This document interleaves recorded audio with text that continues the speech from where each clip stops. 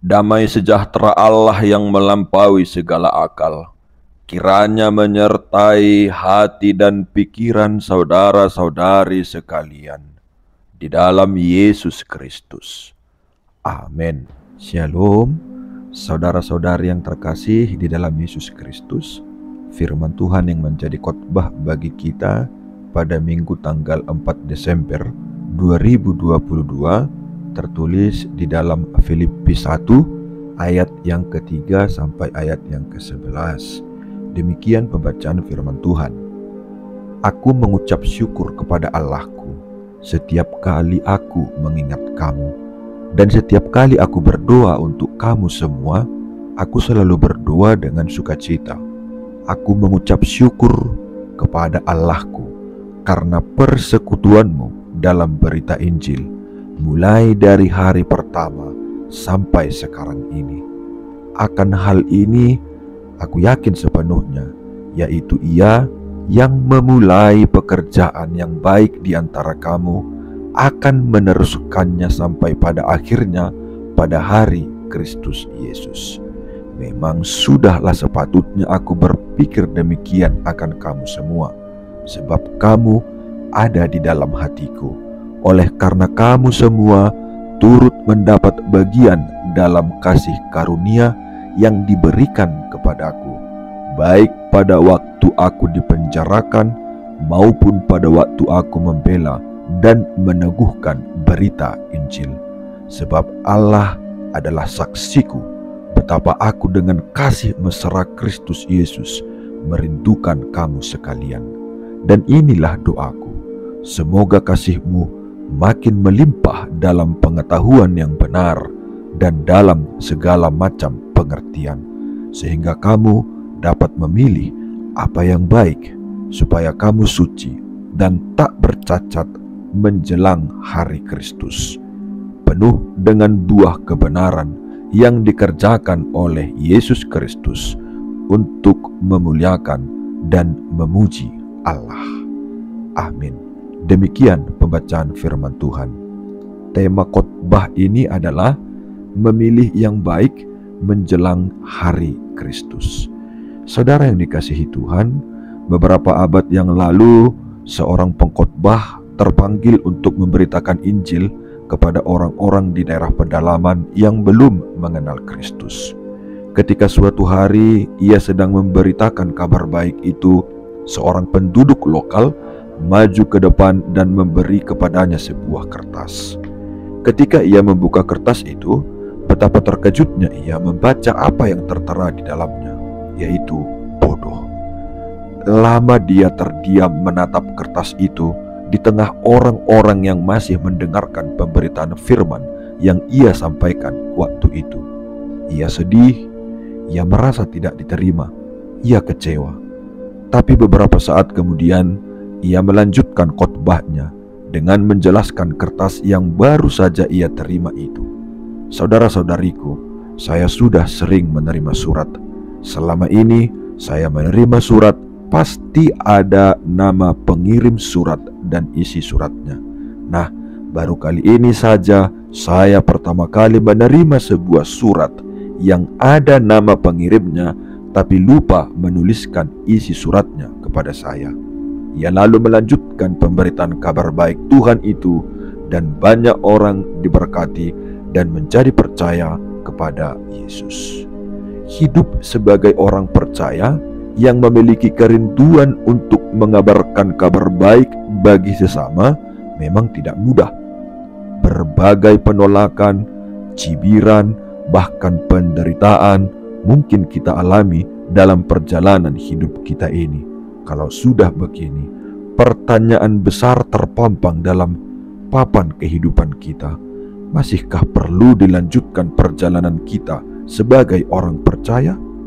Paulus tahu benar bagaimana rasanya susahnya memberitakan kabar baik Tuhan kepada sesama pada waktu itu.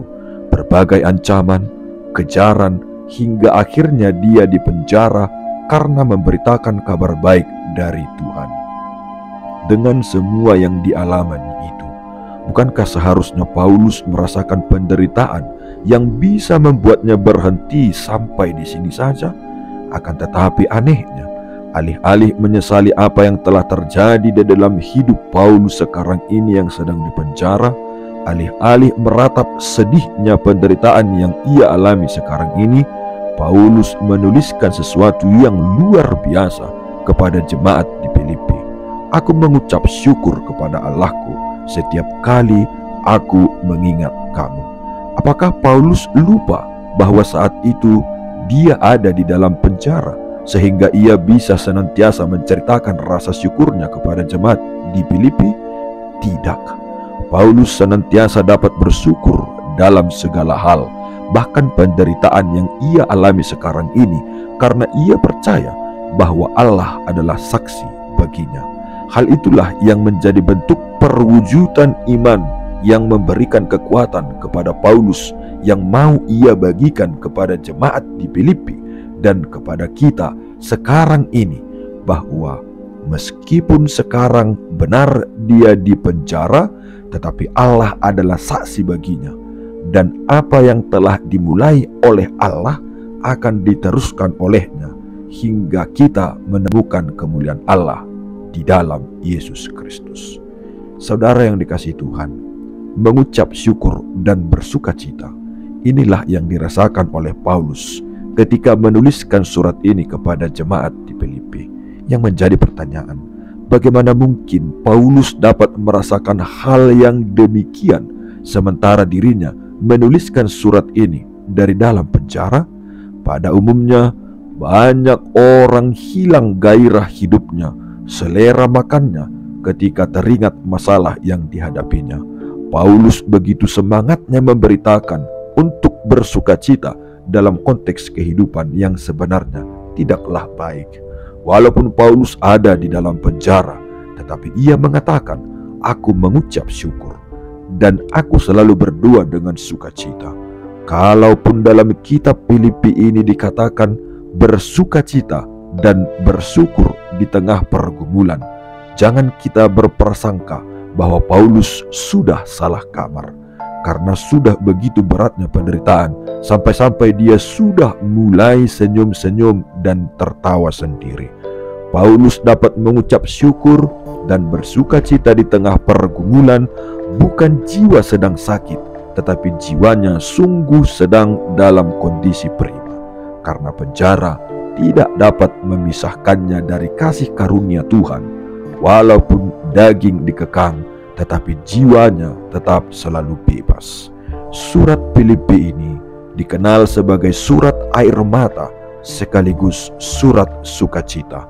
Surat air mata sebab ditulis ketika Paulus berada di penjara di Roma yang memaksakannya meninggalkan jemaat Filipi, sementara mereka juga mengalami berbagai penganiayaan atau pencobaan.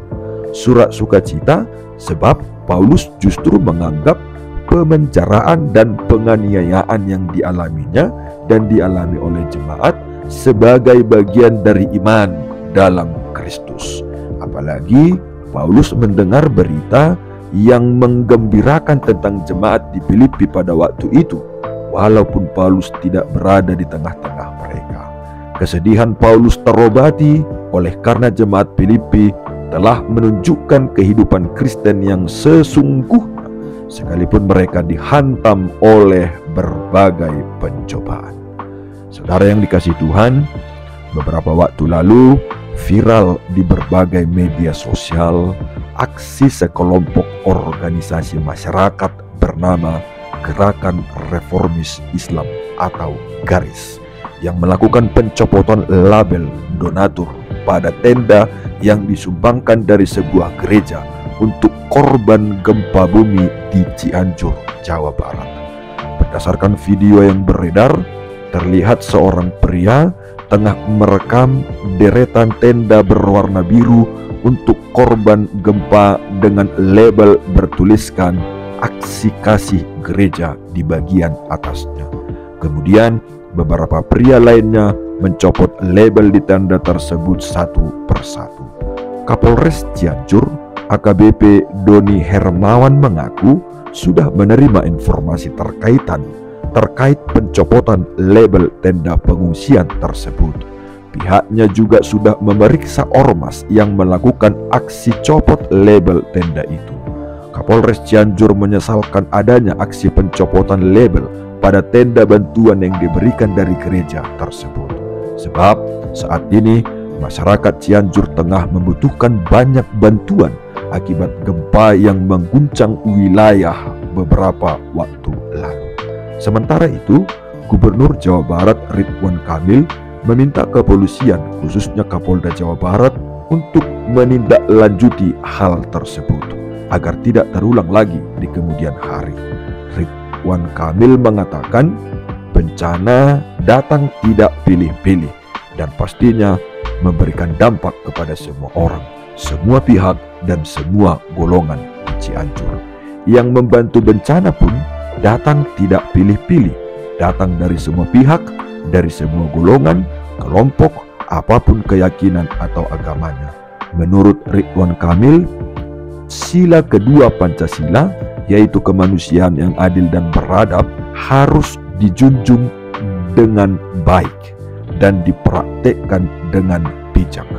Bantuan kemanusiaan tidak boleh ternodai sedikit pun oleh kebencian golongan. Saudara yang dikasihi Tuhan, betapa beratnya pun masalah yang ada, iman harus tetap memancarkan sukacita dan pengharapan. Sekarang, jika saudara bertanya, jadi bagaimana? Apakah kami akan tertawa dan tersenyum ketika pergumulan itu datang? Jika saudara melakukan hal yang demikian, sepertinya saudara akan membutuhkan psikiater.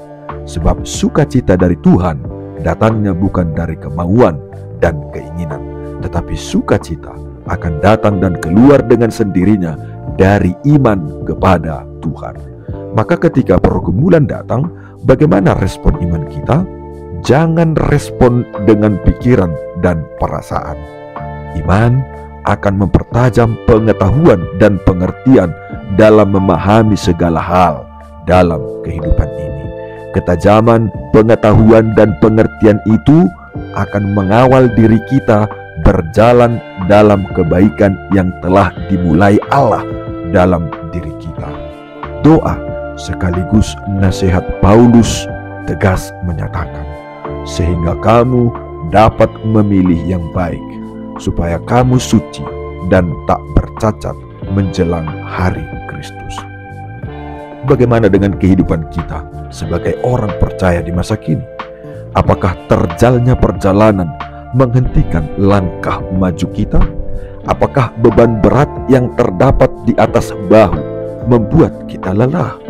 Apakah penolakan yang mungkin terjadi di dalam hidup ini, bahkan penderitaan yang ada, membuat kita enggan untuk melanjutkan perjalanan? Allah telah memulai sesuatu yang luar biasa baik di dalam hidup kita ini.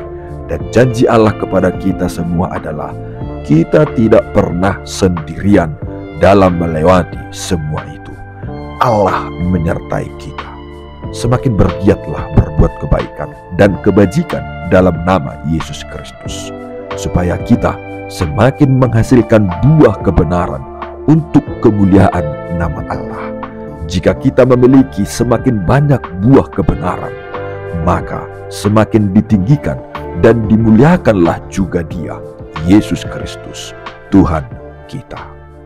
Amin.